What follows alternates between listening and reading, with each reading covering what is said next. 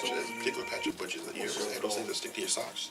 When you walk through those, it's like that, except they're harder and they're more thorny. We call those something else, stickers. Stickers, yeah, it's like that, but it's like a whole field of them. So that's a brighter patch. Yeah, we call them stickers. Yeah. And they stick to everything. I but I really enjoy editing. You edit? Yes. Five. What, you guys ready? Yep. Five, Direction markers with my gun. 4, 3, 2, Whatever, we'll work it out. 1.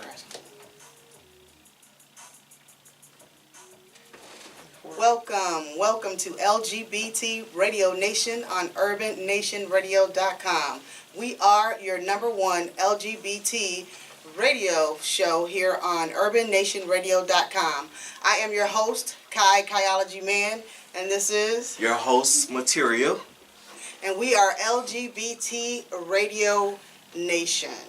Yes, we are. So why don't you tell our listeners today what we're talking about? Well, how was your week? First of all, my week was fine. how are you feeling today? I'm good. Okay. I would call it our holiday special. And what we're talking about is paganism. And we have what you consider yourself as A witch. a witch, and you I am a Wiccan priest. a Wiccan priest. And this is Tia, still, and this is Stan, No. the man. I'm trying. I'll get there eventually. All right, welcome to the show. Thank you for having Do me. you have any church announcements?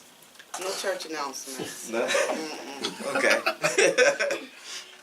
Our show is sponsored by Same Sex Life Magazine. You can give us a call at 313-867-1305 or 867-1306 if you have any questions. All right.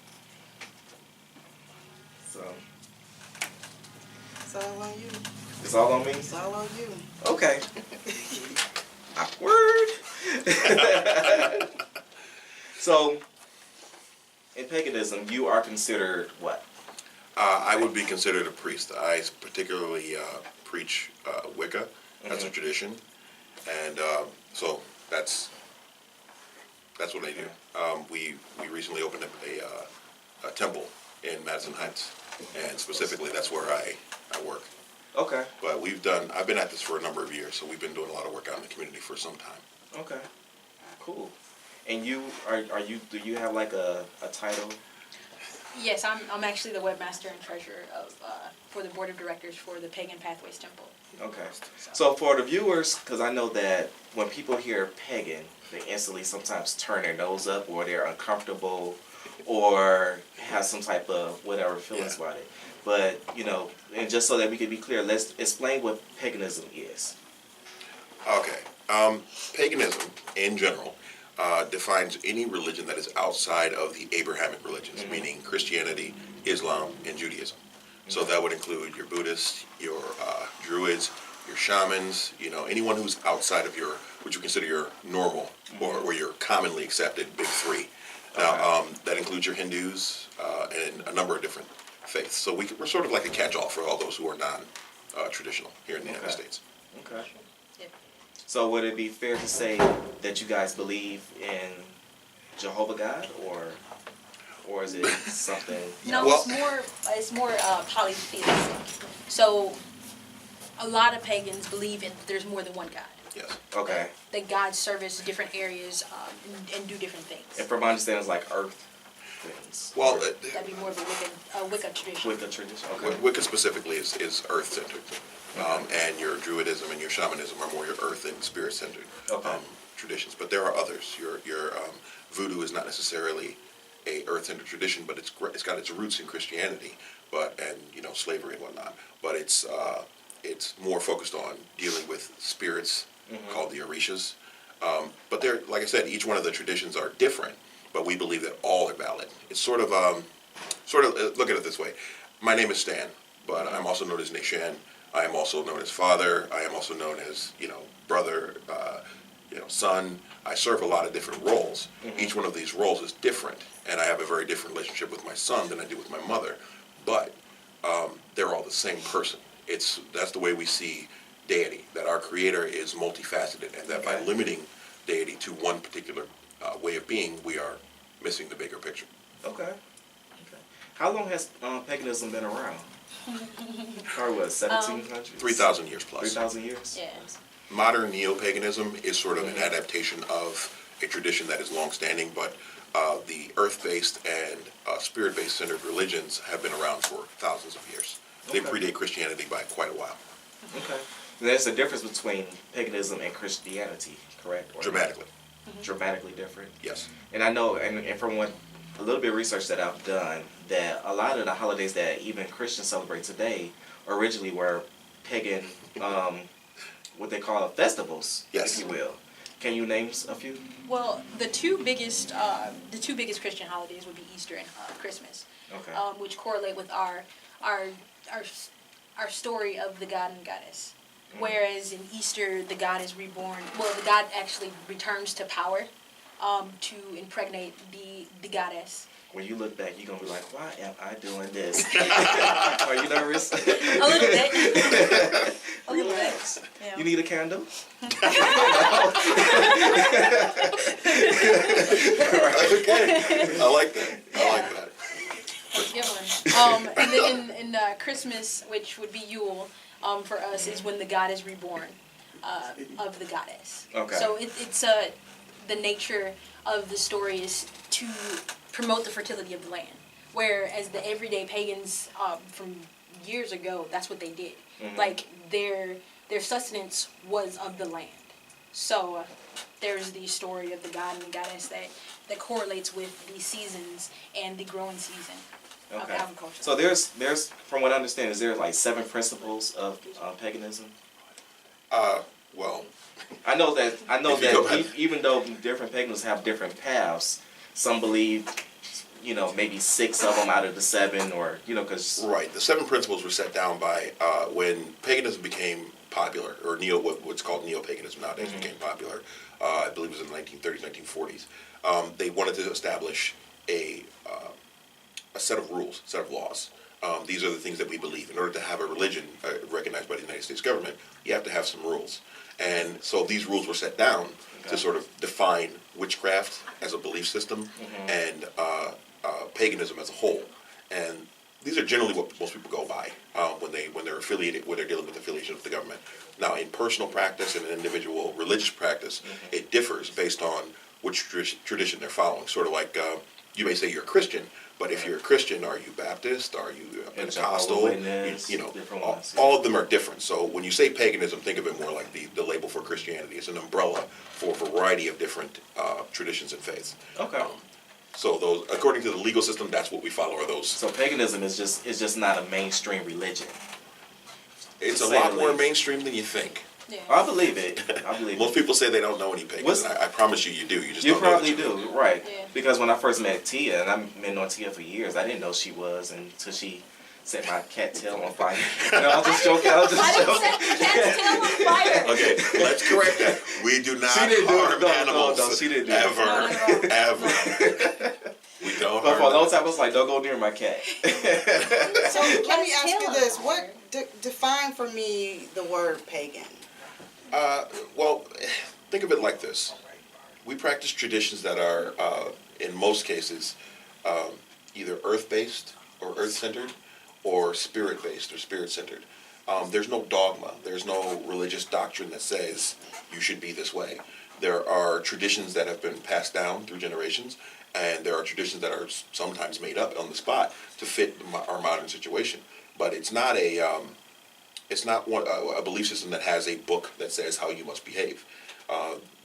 Most of them are very experiential type religions, so that you have to you learn as you experience, and as you experience it, you gain a greater knowledge of self, therefore a greater knowledge of our connection to the divine.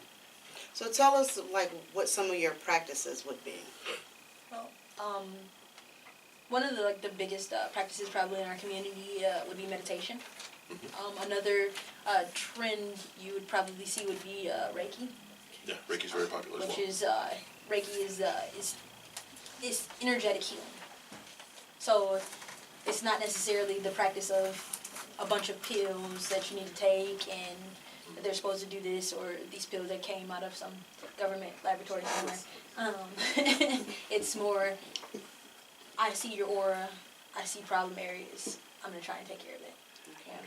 So what would be the difference between a regular pagan and an eclectic pagan? Okay, well, it gets complicated. Think of it along these lines. You have your fundamentalist Christians, and then your Christians. Okay, your fundamentalists are very much about this is the law, this is the doctrine. Your traditional pagans follow usually one of the established traditions that were established in like the 1930s, 1940s by either Gerald Gardner or there are the Dianics as well. There are some shamans who follow a very old tradition. And those are the traditionalists. They say this is the way you must practice. Eclectics sort of pick and choose. We take this, we take that. If this works for me, then I use it. So in my tradition, which is the Oak Moon tradition, you will find a variety of different traditions that we picked from that work. And so we use those in our practice. And what is that you're wearing? I was gonna ask that, so I was looking at that. What's this symbol? This is the pinnacle. Okay. Okay, it is a 5-pointed star inside of a circle with the point pointed up. You've probably seen the reverse in every horror movie you've ever seen with the point pointed down. The purpose of which is this: the pinnacle represents the 4 elements: earth, air, fire, and water, and the 5th being spirit. And what it represents is all things on earth embodied towards spirit, meaning our striving should be towards elevation of self to reach spirit, a greater spiritual connection to deity. And the opposite, what you see in the satanic symbols and whatnot, is the all things in the universe unto me. And that usually means that I consider myself to be the center of the universe. Nothing else matters but me. So that's the difference between the two. Okay. So I know that money has pagan designs in it. The goddess Liberty, she a pagan? Yes, the Greek mythology and whatnot. But when you're talking about money, you're going to see a variety of things. But that comes more from your Masonic traditions. The Masonic traditions go back; they predate the United States and go back to the Knights Templar, who were the right hand of the arm of the church for a long period of time, and until they fell out of favor, they did some things that kind of got them in trouble, and the Pope kind of went, and they went away. They went into hiding, most of them that survived, and they formed a lot of the Masonic orders that you know of today. Okay. Well, we're going to take a quick break, and we'll be right back. This is LGBT Radio Nation on UrbanNationRadio.com. Stay right there. Kai, I'm a pagan. Who knew? I love it. I love it. You want me to do the monster jam? No, it's Monster Mash.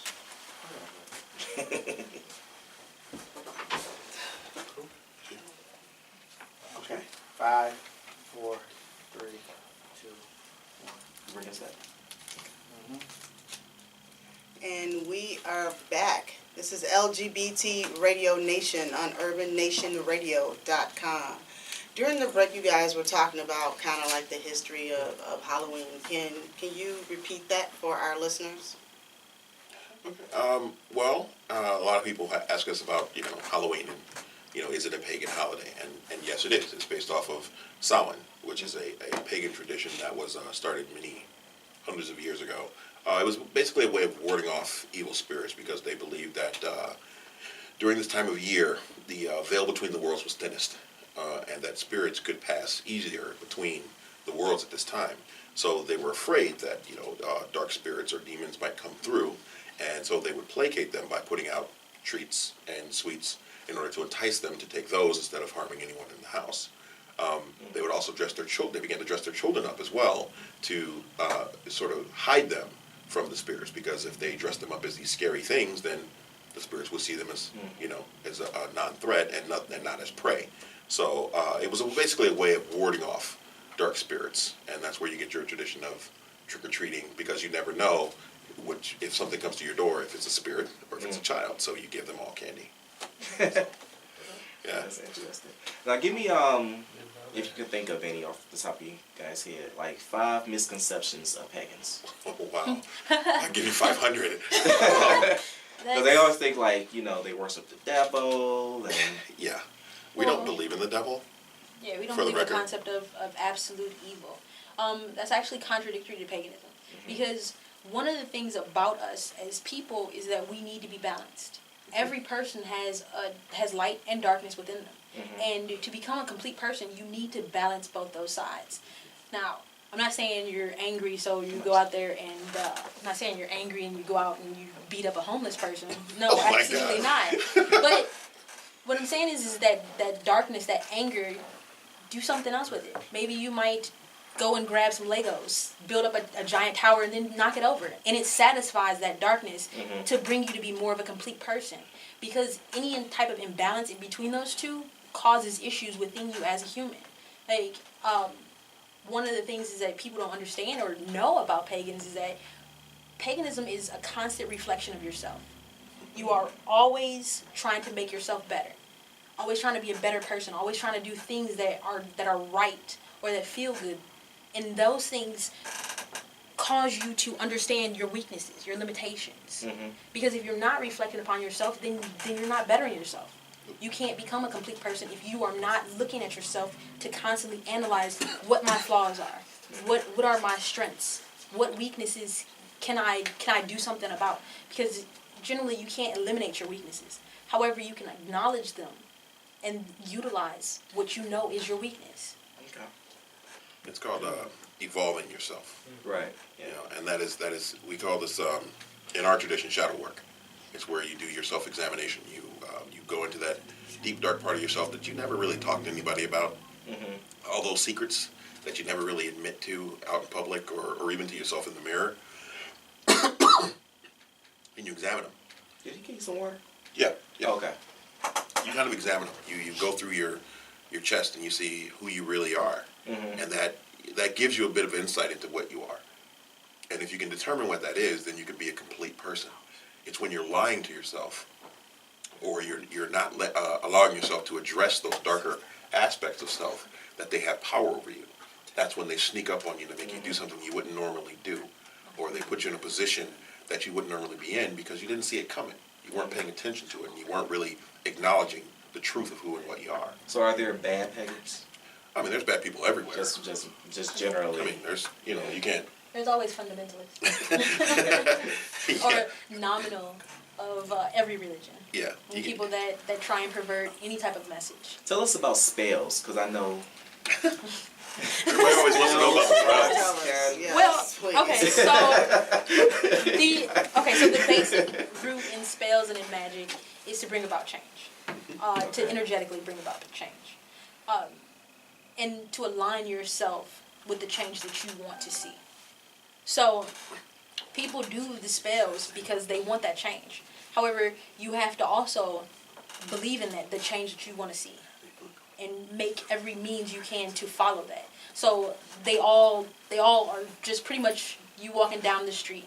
You want to go to 6 miles, so you're at 5, you start walking. That's pretty much what magic is, what spells are. In the Christian perspective, it'd be faith without works is dead. Okay, you can have all the faith in the world that something's going to happen, but if you're not willing to work for it, you're not going to get it.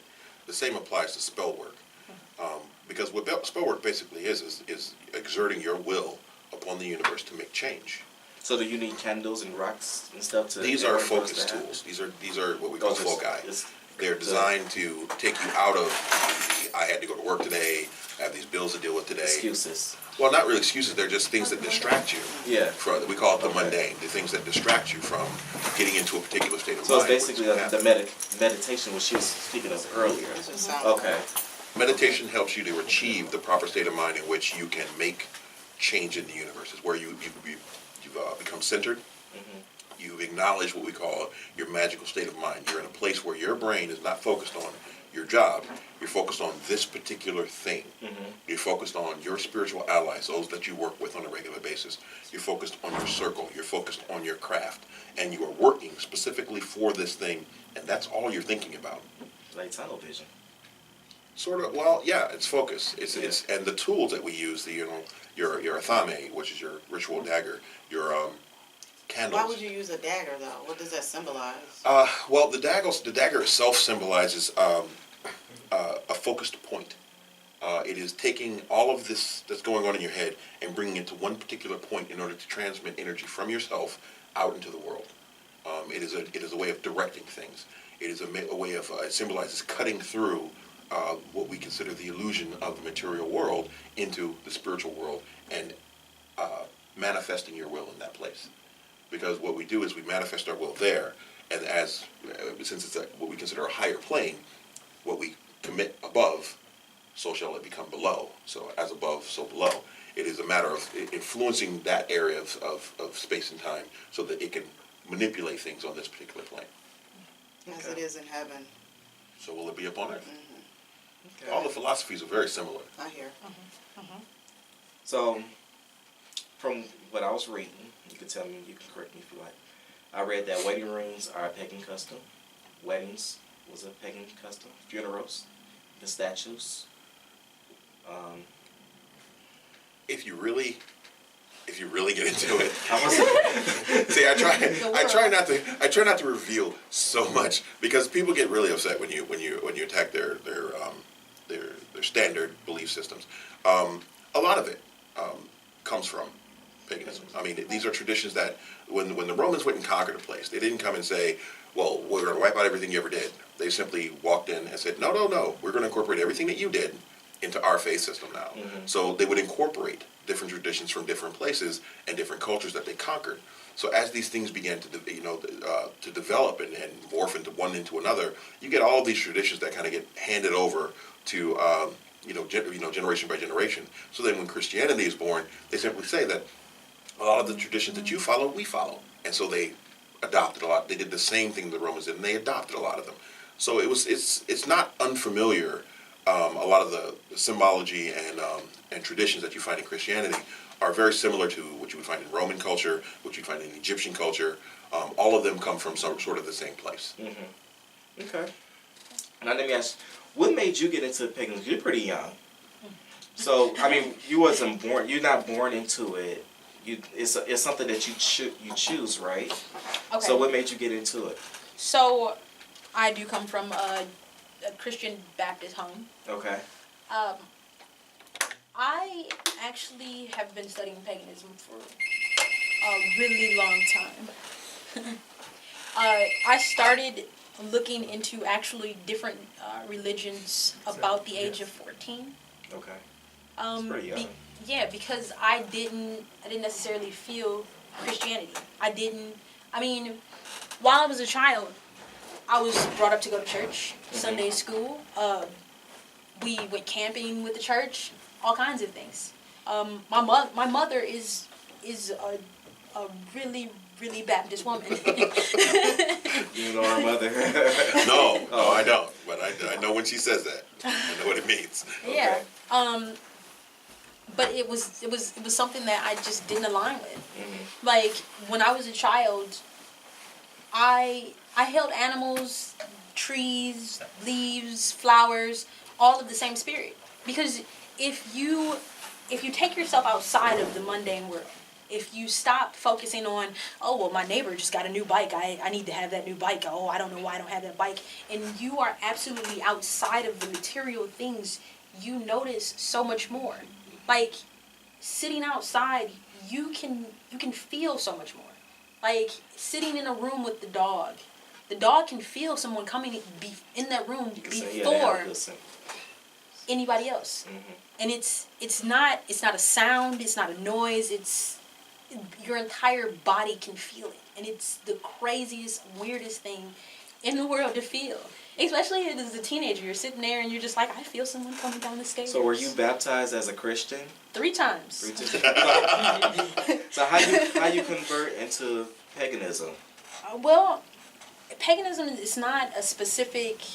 It's not a specific time frame. It's not a specific, I don't know, cleansing or anything else. It's that moment where you acknowledge that there's so much more spirit in the world than what you know, and that the world is multi-layered, multifaceted, and that you're a small part of it, and that this is not the only time you'll be here. This is not the last time you'll be here. that you are part of it and you are part to do whatever duty you're called upon to do. It's a big universe. Yeah. It The is. problem is we simplify. We want things to be simple so that we can understand them. But the universe is extremely complex. When did you become a pagan? Were you raised as in a different religion? Oh no, I was raised Jehovah's Witness. Oh, Oh yeah. okay. My dad, That's a big. big gap. Yes, it's a Yeah. huge gap. Strange. He's very strange.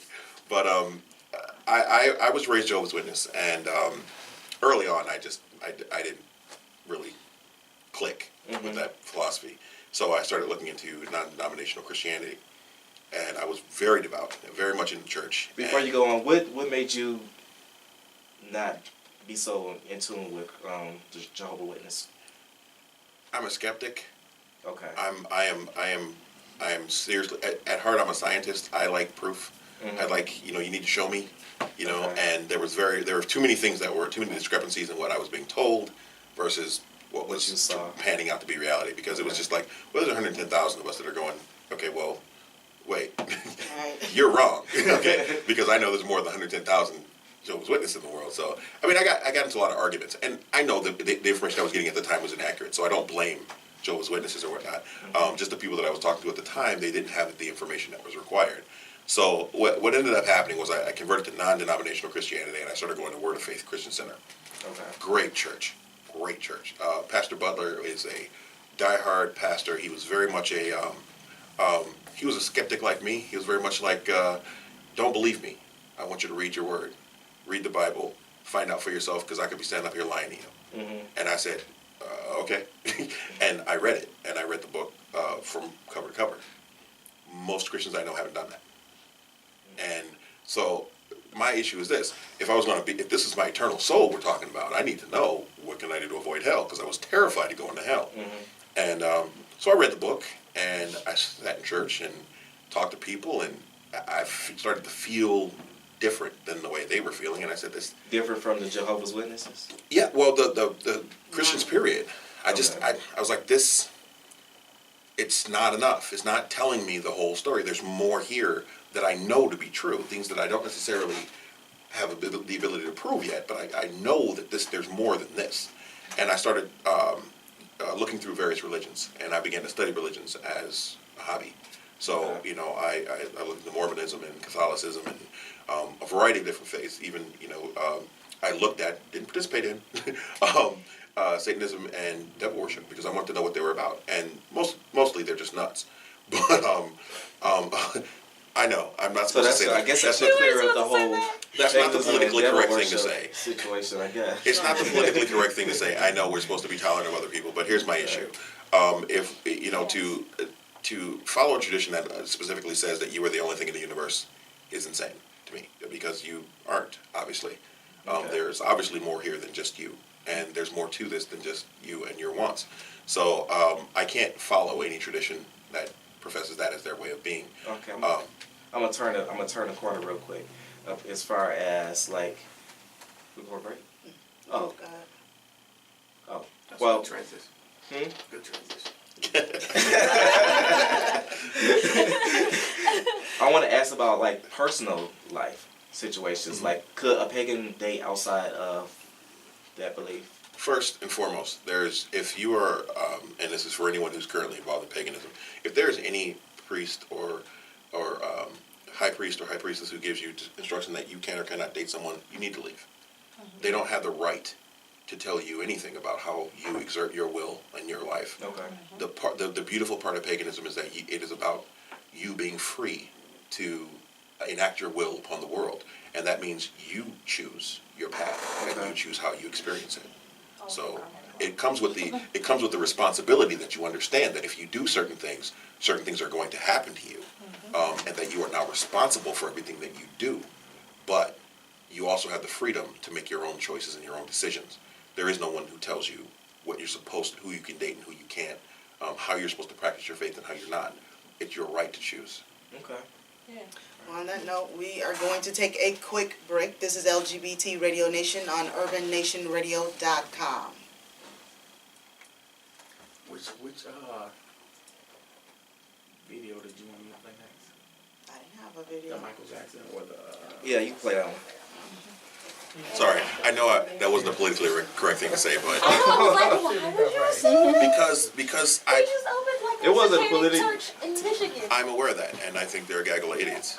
Yeah. I mean, it wasn't political, but you know what? A lot of people Okay, and I know. famous know that the devil worship was Yeah. You can tell, honestly, okay, listen. So so I guess you're Blended the Good Witch and your Wicked Witches of the West. You can tell the difference. Yep. Because it takes a toll. Dark magic takes a toll on your body. Yep. You physically can see it. It will age a person quicker. It'll age a person quicker than cigarettes. Yep. Think of it this way: you are a creature that is the balance of creation and destruction. There's forces inside you that are creating, that are building up, and some that are tearing down. And that balance is what keeps you sitting right here in front of us. Anything that throws you out of balance kills you.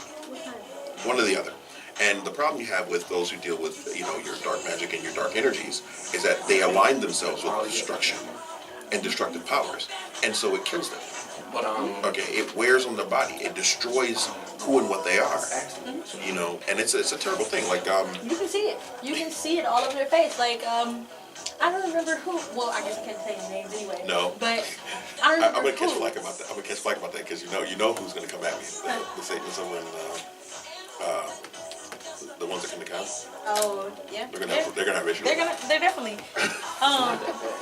But like I've seen somebody, and I thought they were significantly older because people still think I'm 16. Okay? You are. I look 16. So for me to see somebody my age and they look like they're in their 40s, you can already tell, especially when they're like, oh yeah, I'm this and I'm that. Yeah, I can tell. I know exactly what you want. I can see it in your face. just all that stress. And The chaos, the darkness. stress, the destruction. I want to tell you, there's a doctor, Emoto Sato, who just passed away 2 weeks ago. He did an experiment, and this is not paganism related, this is quantum physics related, where he would use thought to manipulate water. And in doing so, he would change the molecular structure of the water. You can actually see it in a dark field microscope that the structure of the water is changed based on whether or not his intent was love or hate or thank you or beauty. Depending on what his intent was, it changed the shape of the molecular structure of the water. Which means thoughts have an effect on the material world. If you are channeling negative energy and negative thoughts on a constant basis, it changes what you are. It changes how your body works, and it ages you and destroys you prematurely. So it's not a pagan thing so much as it is simply a reality of the way the universe works. You're right. It's the way energy works in our universe, and that's, like I said, that's a quantum physics thing. That's a whole other discussion. That's my thing. I'm big time into quantum physics, and there's a whole lot that we don't understand yet about how energy works, and it's what's killing us, most of it. I really like editing. So So right just think about the now, as experiment of with the next water, and semester, we're I'll be 70, interning 72, 90% 90% water. water. So you walk up to the lake every day that you're it takes a toll. They Just like the water.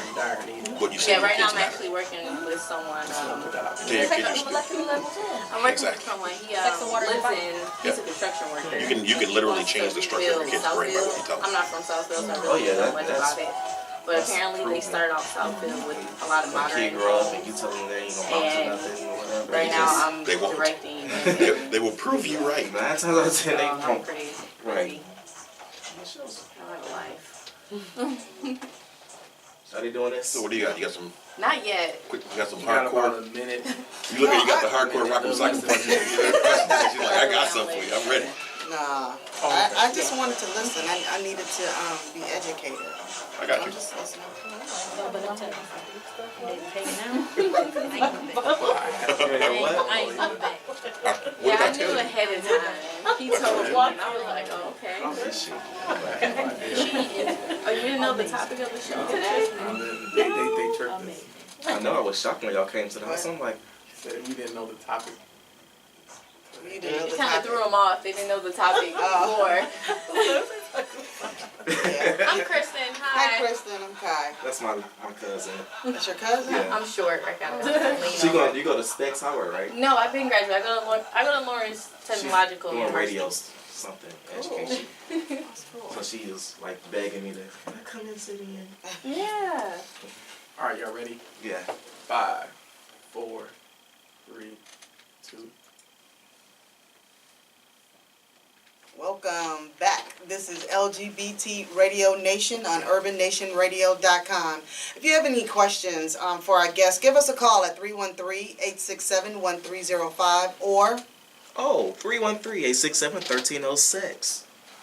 And we have Tia and Stan the Man in the house.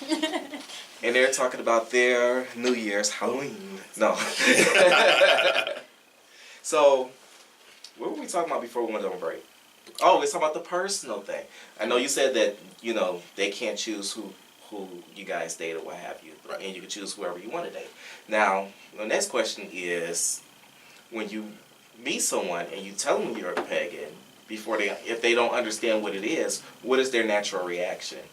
Well, You go for that one. I've dated quite a few girls. Oh, you lesbian? Huh? No, I'm just joking.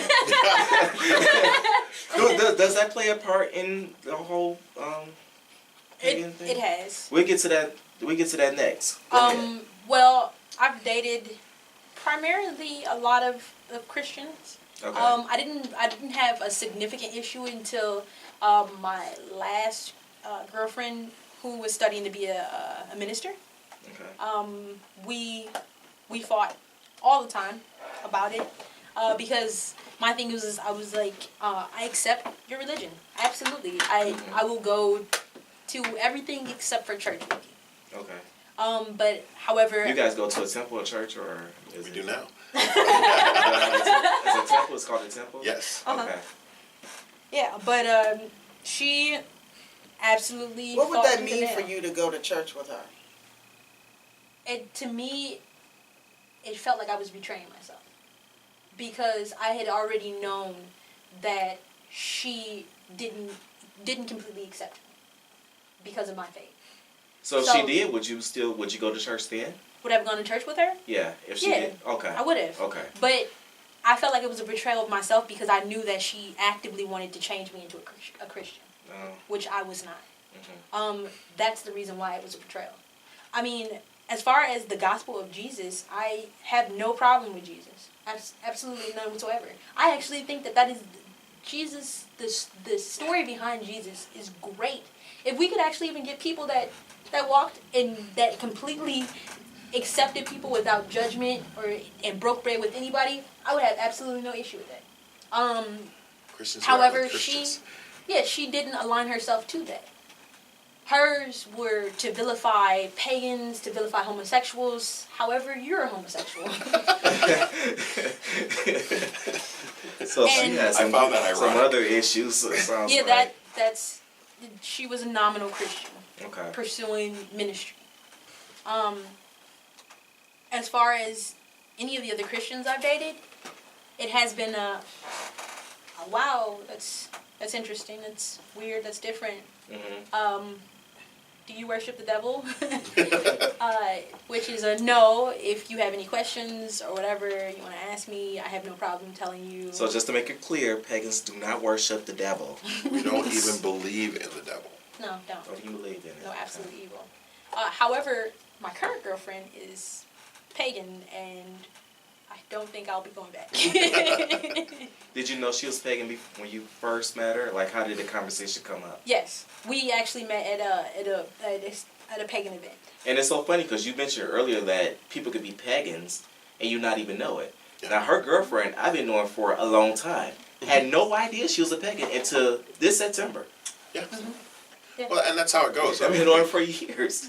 Had absolutely no idea. well, the issue you have is that, you know, we as pagans are accepting of all traditions. Uh-huh. We believe that anyone who is seeking enlightenment is on the path toward, and is on a path towards enlightenment is worthy of our respect. The problem we have is that we don't get that same respect. We get a lot of persecution. We get a lot of people trying to save us. I can't tell you how many times people have tried to save me. If they just understood what it was, They don't want to instead of just understand. automatically It's true. jump into They don't- conclusions. They don't That's the problem you have, that when you get Yeah. fundamentalist people that are set in their beliefs, they don't want to understand. Mhm. They're right and you're wrong.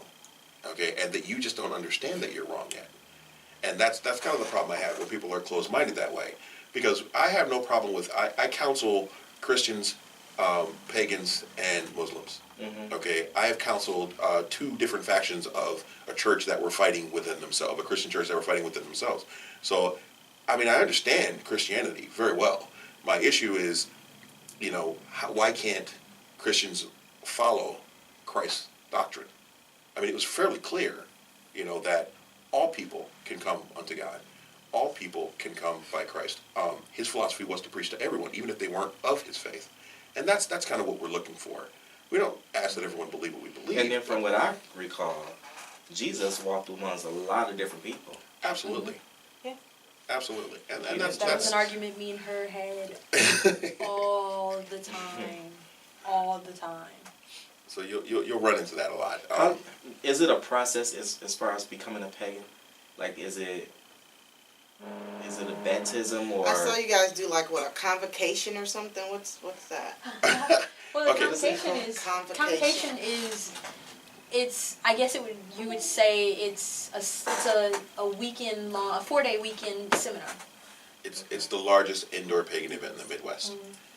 Basically, what you get is between 800 and 1,000 pagans, all in the same hotel. You get about 100 to 120 classes, rituals, where people can learn. People can find teachers that have of their particular faith and learn things from them. Or if you're interested in something new, you can learn from a new teacher. There are drumming ceremonies. There are rituals that are designed they're transformative rituals. There are celebratory rituals. They're all designed to help people celebrate and learn about their spiritual practice. So pretty much like Christians have convocation as well. Yeah. Okay. Because we're back to that centralized idea that you need to self-reflect. You need to learn more stuff to be able to learn more stuff about yourself. You need to internalize and look at yourself and see what you can change and what type of change you can have on the outer world. Absolutely. Yeah, like there's lots of things that, like I don't tell anybody to follow me. I absolutely don't. However, because I've been approached before to be a leader. And I tell people I don't feel like I can be a leader. I'm like, if you see something that I do and you think that that's worthy of me being a leader, don't follow me. Do it. Just do it. Because the kindness or whatever I'm doing at that moment and you see it, do it. And then therefore you do it and then it helps somebody else. Like the other day I was at the grocery store and there's the self-checkout lanes. And there was an older woman that was there by herself. And she finished ringing up her groceries and I asked her, do you need some help? You want me to help you bag your groceries? And she was like, oh yeah. And did you do like this and it start floating in her bag? No. No, I bagged her groceries, and to her, it was the strangest thing Kindness. that she could have seen happen. And she was like, she offered me money, and I told her, no, keep your money. I only did this because I wanted to see you smile. And she was just like, what? Oh, you're such I was a like, sap. well, that was the entire reason for me doing it. And anybody that was in that grocery store that saw that, I'm not telling you, hey, you need to come and you need to congratulate me. You need to tell me that this and that. I'm not looking for praise. What I'm looking for is for you to do it. Just do it. Just because you want to see somebody smile, or just because it's the right thing to do, and it would change. You don't understand how much that small smile might have changed her entire day. Right. Part of the great work. Yeah. The great work being our effort as individuals to contribute to the evolution of our species, to become more than the simple-minded beings that we kind of are now, to become the spirit-centered beings that are aligned with our creators, that are aligned with the natural order, that are aligned with our planet and the rest of the universe, so that we can stop shooting each other in the face over ridiculous, ignorant things, so that we can stop stealing from each other and stop being focused on materialism and things that are temporary, that don't matter. We are dedicated to helping our species become something more. Okay. Now I know you said it was meditation. Now, is there any fasting? Depends There on are the tradition. people, yeah, some that people, do some that. do. Some people fast. Okay. And like okay, so I know you're the you do the website Mhm. that you have, and you're the high priest. The priest. I try to throw the high She off. calls you high priest. I know. Traditionally, that is the title that goes along with it. I try. My purpose in creating the temple was an act of service, Okay. not an act of ego or indulgence. It's not about me. So my question is, how do you become the high priest? Years and years of work, lots of study. You have to know what you're talking about. Mm-hmm. You have to be knowledgeable about your faith, knowledgeable about other faiths, knowledgeable about how to teach. I went through specifically the Oak Moon tradition, which is a teaching coven, which was very focused on all aspects of learning, experiential learning, seeking knowledge through books, talking to people who are wiser than we are, through collective learning, through open discussion, self-evaluation, shadow work, lots of self-evaluation. It's mostly about discovering. You have to spend time discovering who you are. Are you qualified to marry people? Yes, I am. I have married several individuals. Cool. I had another question, but it escaped me. I have one. So why the terminology of witch and witchery? What is that? Witchcraft is very, very old word. Comes from Wic, which is I won't get into the Gaelic Wic, which is Otherwise. right. Otherwise, that comes from a Gaelic term, but it basically just means that there are individuals who were sought after for their knowledge. They admit someone who was wise of the hearth. Those who were the caregivers, the handmaidens, the ones who would different term, but those individuals who would oversee the births of both children, human children, and animals, who would bless the crops, who would teach people how to do medicinal things, which is one of the reasons why there was a big push from the church to move women out of that business, because priests were taking over that role in those communities, and so since that role was becoming theirs, the women had to stop because they had too much power and influence over the people. They got rid of a lot of them. Right. And so that was more of a financial thing than it was anything, religious based. But that's what spawned the origins of the witch hunts and whatnot, was to take the power away from the women who had it, because they were mostly women who did it. They oversaw the births and women's cycles and things like that. So When our antennas went up like maybe 10 minutes ago about sexuality playing a part in it. So let's explain that. How does it play a part as far as like being straight, lesbian, or? it doesn't Really matter. doesn't. It Oh, I doesn't thought matter. it did. I There is thought no- there was an expression on your face when she said she was a lesbian. Like, No, I thought it was did funny she that come you out? asked. Did she just come out to you? No, not at all. No. Do he know? He knew about the ex-girlfriend. Yeah. That he kept That's telling why- me, you need to Oh, leave her okay. alone. I told her long Please that you leave need her to leave alone. her alone. Please leave her alone. She's destroying you. Because she was so angry. But anyway, Yeah, she was. no, sexuality is we're completely accepting of all sexual orientations, specifically because all of them are divine. All acts of love are goddesses worship. Okay. Meaning that, if you have love in your heart and that is your intent, then it's celebrated. There is no, well, you're right and you're wrong, or this is right, this is natural, this is not. All aspects of human sexuality can be expressed in nature, so therefore they are natural. So So it We're sounds gonna like say all. What do you mean? We can't say all. Consensual, right? Oh, well, by Well, definition, acts of love are consensual. you can't have an act of love with something that can't consent. I could fall in love with the camera, but the camera can't consent. It's not alive. Well, I'm specifically talking about like pedophilia type thing. Oh, no. Oh, Children can't consent. That's true. They don't have the understanding to be able to consent. So therefore, it's off the table. It's not even consideration. Neither can animals. None of that sort of thing. Anything that cannot give consent, that is not wise enough to give consent, can't give consent. Someone who's mentally unstable, who does not have the ability to consent, can't give consent. It's all about mutually accepted and mutually expressed love. However those two people decide to express it. But it has to be mutually. Okay. So even an act where, say, if I were in love with Tia, and she didn't love me back. If any sort of forced sort of thing is horrific in our culture, it's considered blasphemy in the highest order.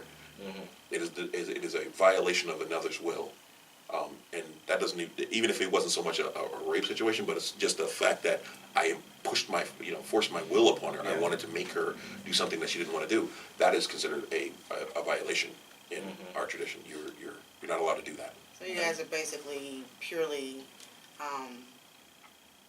about love.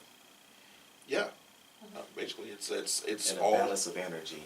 There's more. There's a lot more to it. It's more complex than that. There's for instance, I teach a ritual called the Warrior's Ritual, which is all about accepting the warrior within yourself. It doesn't mean that you go out and beat people up. It just means that you accept the role of defender of those things that you love and those people that you love. Right. And we're back to those Legos. Right. It's about finding a way of taking all of the aspects of who and what you are and identifying them, accepting them, and then expressing them in a way that's positive versus destructive. Okay. Cool. Yeah. What are you guys dressing up as? No, I'm just... Halloween is you guys' New Year's, right? Yes. That's right, New Year's. Yes. So, what is the Renaissance Festival? Because I know that has nothing at all to do with paganism. It has nothing to do with it? Not It's at just all. we like to dress up. Why do people think that it does? Because people assume. Well, you have to think about the old world. They were pagans. The thing about it is the old world, the service people of the old world were the witches. Okay? We were charged from the goddess to take care of the people, to take care of the goddess's people. Okay? So when you have those old world lingering, I don't know, I guess trappings. Trappings. Call it trappings. You know, you do those things. Like the thing about it is the Renaissance Festival, Samhain, all that stuff is fun. The thing about it is in this life you should have fun. You should. You shouldn't be cooped up in the house and say, well, I can't do this because I need 15 lashings or something. You know, that's just a random example. That's a little I'm excessive. just saying though, I can't go outside today. I need 15 lashings. Well, there are people who like to punish themselves. They for whatever reason, people just don't want to be happy. So they find reasons to be mad or angry or frustrated, and they coop themselves up, and they tell you 100 things that they can't do. They can't tell you 10 that they can. Oh, that is so true. The average person, one of the things that I do in one of my classes is that I have people write down 25 things that you like about yourself and 25 things that you dislike about yourself. 90% of the people finish the dislike list that quick. It's super fast because they understand all of their faults and their flaws, and in truth, most people dislike themselves. Okay, you ask them to tell them 10 things about themselves that they really like that don't involve other people, and they can't. Okay. They don't see the beauty in themselves because we're constantly told about how we're failing and how wrong we are, and to sit down and actually look at the beauty of what you are is a hard thing for people to do. There's some people who can't look in the mirror. Well, I think though in the gay community though there's a certain amount of acceptance, and which is funny because there's that reiteration in paganism. You have to accept yourself. And coming from the family that I did, I came from a Baptist family, homosexual. I am the first out gay person in my family. I am the only gay out How did they gay feel person. about you being a pagan? Huh? Oh, they had issues with So they had the problem with you coming out, and now a pagan is just like you just a yellow sheep. The yellow sheep. I'm not a black sheep, I'm a yellow sheep. The yellow sheep.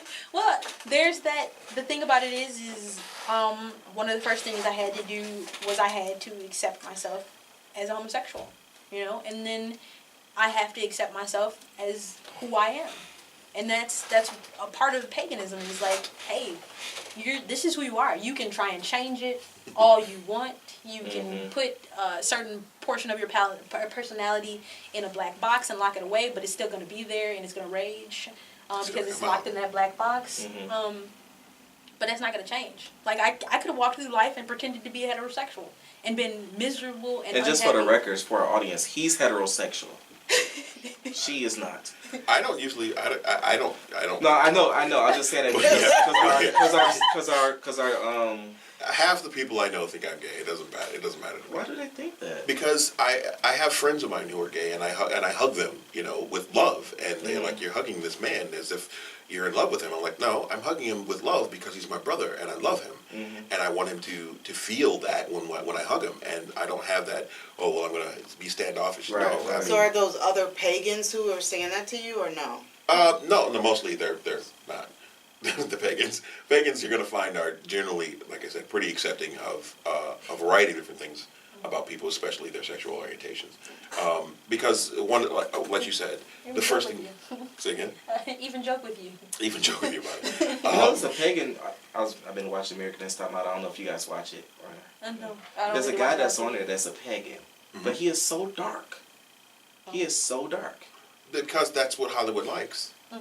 If you look at most of when you were talking about the misconceptions about us, the first thing you're going to see in Hollywood is that they portray us as these goth individuals focused on the darkness of life, and those are not pagans. Okay, well I can't say that. There are some pagans like that. They're But pagans.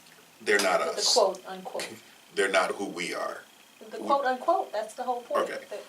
You throw in the quotation marks and everybody understands. Hollywood likes that because Everybody understands. You just do that. well, no, it's the idea that Hollywood likes the the dark vampire-like gothic motif for pagans. They don't like the idea that we also have an organization in our community known as Pagans in Need, where we donate food on a fairly constant basis to feed hungry families. They don't like the idea that we as a community do lots of work, and even through Christian organizations, in order to do good in the world as our part of our great work. That's not fun. That's not, Everybody understood what you just did. Exactly. It is the quotes. It is the quotes. I will say this. Matirio knows that when he said that we were going to have some pagans on the show, I told him I felt very uncomfortable. Oh. And that's only because of what I did not know. Not so much as uncomfortable as in judging you like you're bad people, but maybe some of the practices are not what I would do myself, so it just made me uncomfortable. And I'll say uncomfortable in the aspect of what would I do if I hear this, or if I see this, or, my reaction, not so much is your reaction. No, I understand. You understand? Okay. I understand. So have we put any So, names? well, actually, earlier today, I actually started watching a YouTube video just to kind of familiarize myself, because it wasn't what I had expected, to be honest with you. So I'll give you guys that. It was not what I expected. I'm like, oh, thank you, Jesus. Like, they ain't gonna just zap me out the sky and I'm just be gone. You know what I mean? So, Harry Potter? right, I'm like, oh, Jesus, what's happening? But just sitting here because I'm a listener, and I know it probably looked like I was, being mean or whatever, but I'm just listener, and I like to hear stuff first before I start talking. You actually dress like a pagan. You're really dark. No. See, this is what I'm talking about. Right here. But just listening to you guys, and the concepts are a lot similar to Christianity.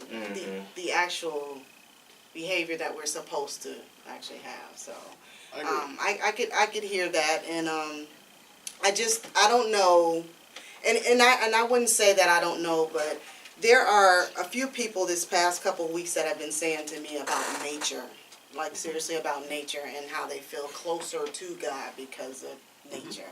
So kind of just listening to what you guys are saying, and thank you for coming on the show. That's what we're here Glad for. we were invited. Yeah. Okay, I said my piece now. And to be honest, thank you for that, because we, what we fight against are, all of the stereotypes that are out there about us, and the preconceived notions, and the assumed, facts about us that aren't true. Right. And it takes a lot of work for us to be able to express ourselves in a way that, people can understand. Right. That, they understand that we're just people. We're not doing anything crazy. I'll tell you this, because for me, sitting in this seat means a lot, and I feel like I'm responsible for the people who watch the show. Absolutely. And I take that responsibility, I don't take it lightly. So another thought of mine was the people who are watching this show, like how, you know, if there are some straight people who are already against us being LGBT, now you're going to have these pagan people come on. That's why they're lesbians and that's why it's okay, or that's why they're gay and that's okay. So my head, I kind of was going through a lot of different scenarios of, you know, wanting to protect my own spirit and wanting to protect the spirit of the people who watch the show. Believe me, I understand. It was my thought, before I've done some radio broadcasts before, and but they're mostly pagan-centered.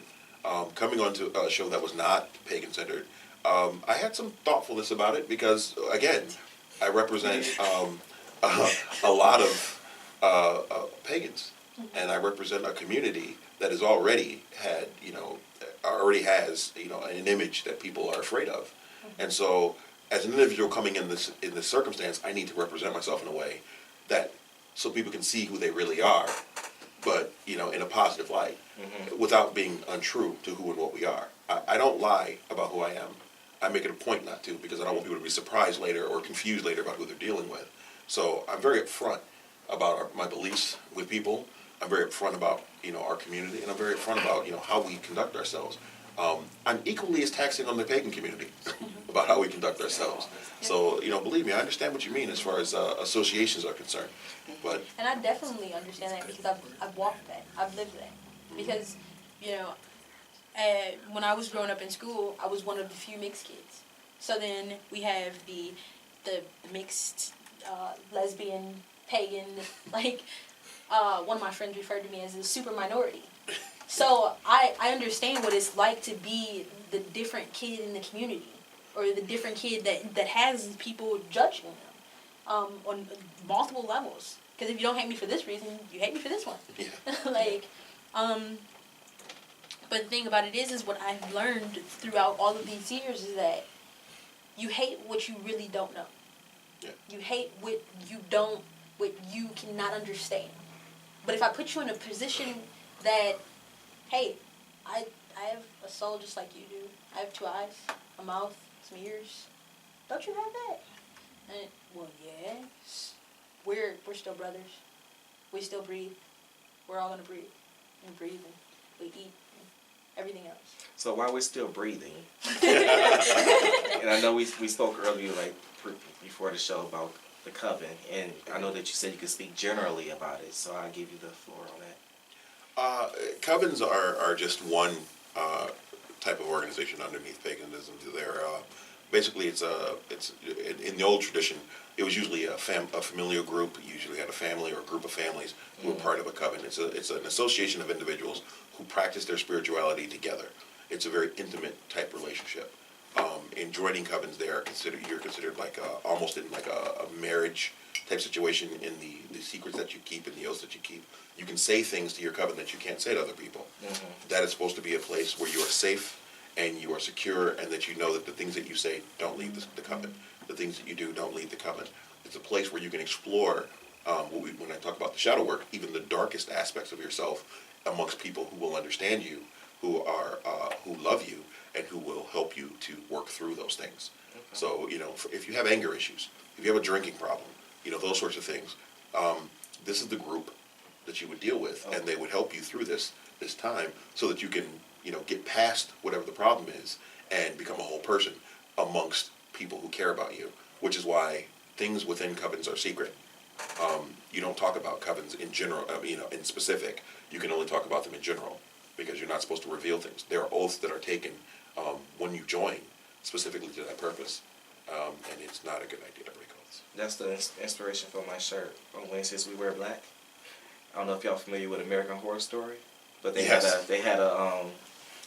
one American Horror Story, The Coven. Right. I watched it. It was good. Well, and except for again, there it was just a some horrible, inaccuracy that serious inaccuracies. Serious.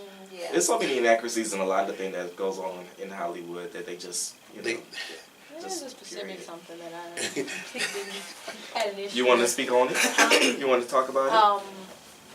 Well, the portrayal of Papa Legba, that was really bad. Yeah. That was very, very bad. It was horrible. And there are lots of people that would be upset about that, that are upset about that. And that's not coven. That's actually voodoo. That's a different thing altogether. Do you guys do voodoo? No. No voodoo? That was actually a question online someone was asking me about, so. And I just remembered it when you mentioned it. Now, I know a number of voodoo practitioners. I know there are voodoo priests in the area, many of them. So, I mean, they're part of the entire, our community, but And that's not something you're allowed to enter in, lightly. No. Not at all. For instance, I turn more people away from paganism than I do bring people in. We don't recruit. Because here's my thing. I don't want people who are angry at Christianity to become pagans because they make bad pagans. You can't begin a faith with hate. It doesn't work. Makes sense. You can't begin to learn if all you are is angry at what the Christians did to you. What you need to do is to resolve that. You need to work on that. Now, we can talk and I can counsel them, but I'm not going to teach you anything. I'm not going to teach you spell work. I'm not going to teach you how to manipulate the universe if your first act is going to be one of anger. Or if your true nature is one of pain and suffering, things that have happened to you that I'm going to get revenge for. That's not what I do. Why would I turn you into just another problem in the world? That's not my job. My job is to help those who are seeking enlightenment, who are seeking evolution, to become more. And you walking in angry at Christianity is just a waste of my time. So can I ask you this? I'm sorry to break. Sure, go ahead. But, so voodoo, what is voodoo used for? Voodoo is actually a religious practice. Hoodoo is the actual act of, first we need to discuss religion versus craft work. Right, which is it's sort of the science of. Craft work is the practice of spell casting. It is the ritual portion of things where you're trying to make something change. That is craft work. And witchcraft and hoodoo are both craft. Voodoo and Wicca are both religions. They are a belief system associated with a being of a higher power that you associate with.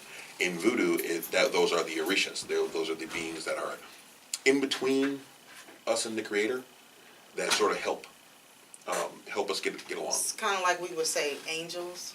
No, because angels are specific to Christian belief system, and they are specific to the houses from which they come. There are various choruses of angels that are specific to the Christian belief system. The orishas are more spirits. They are not all good, not all bad. They're sort of like, I've got my good side, but don't piss me off. What are you talking about? Okay, come on.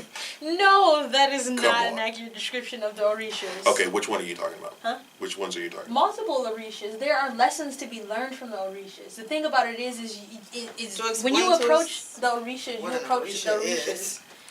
You approach the orishas with humility. If you do not approach the orishas with humility, then you might have a problem. Because Exactly. you were not of pure intent in the first place coming to an orisha.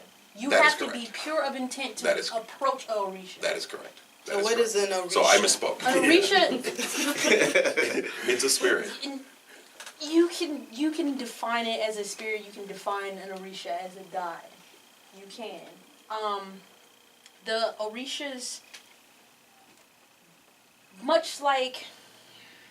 Go ahead. This is so hard. I know, because we're. Not where I want to be going. Okay, I didn't bring it up. Yes, you did. Got a pagan fight. No, it's I'm out of here. Think of it along these lines. There's a lot to know. A lot. It sounds like it. Any one particular faith that you follow has a lifetime of learning. Okay, any one of them. I don't claim to know. Okay, I don't claim to know about voodoo because I am not a voodoo practitioner. I know in general about voodoo because I know about other faiths and religions, but I know a little bit about it and what I've read and what I've talked to other voodoo priests about. I would not teach anyone about voodoo because I wouldn't be qualified to. I teach Wicca because I understand Wicca. Okay, I'm a Wiccan priest because that's my thing.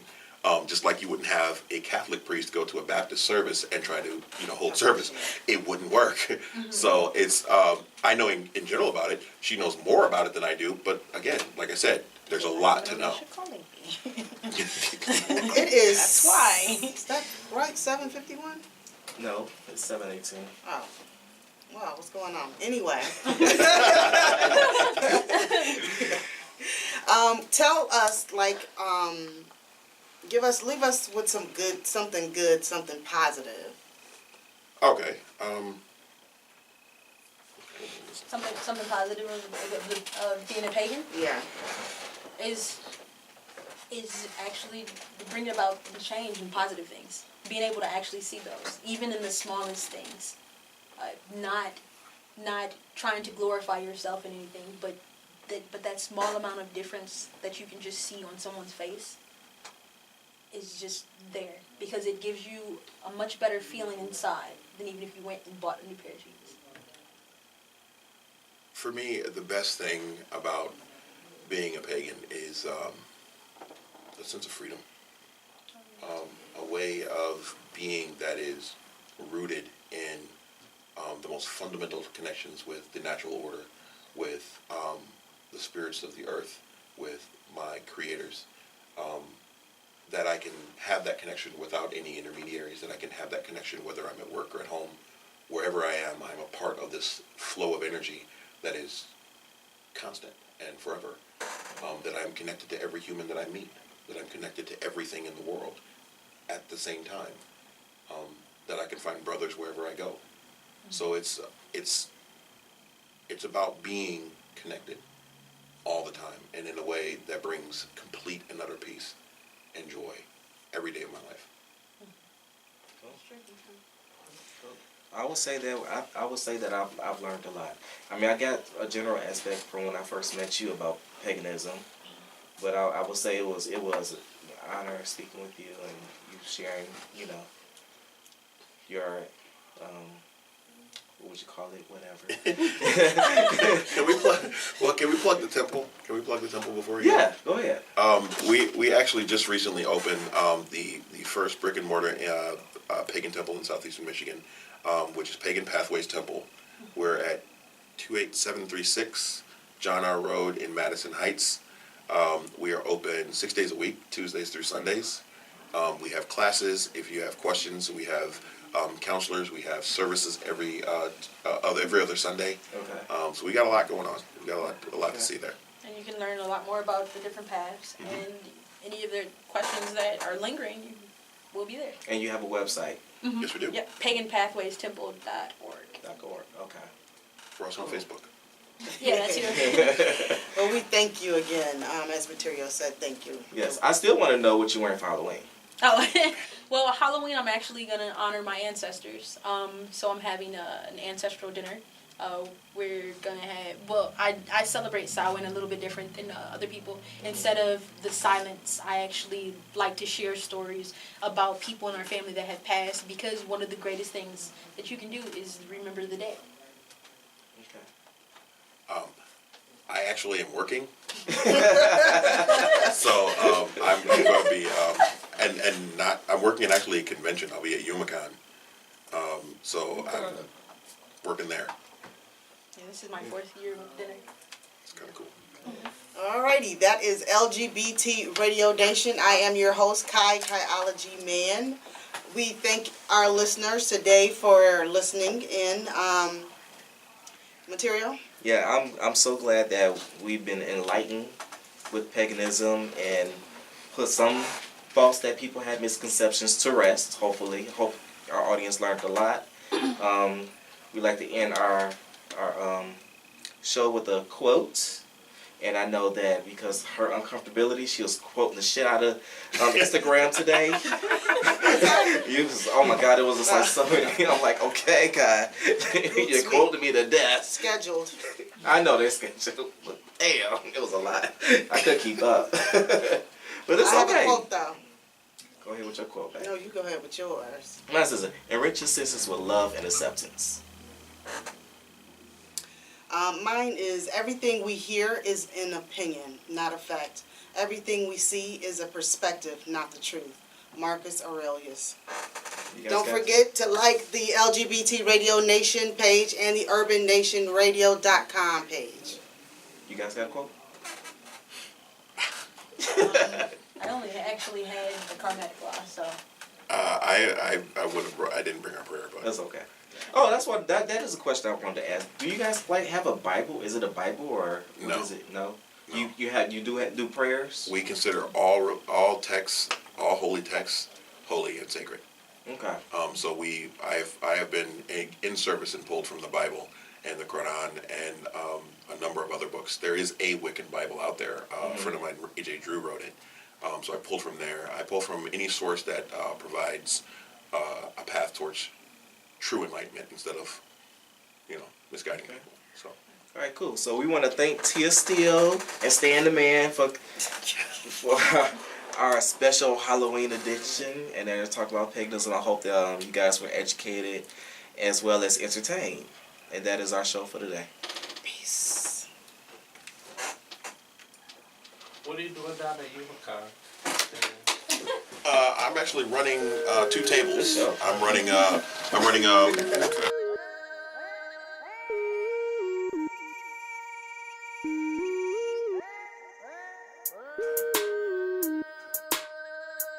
you.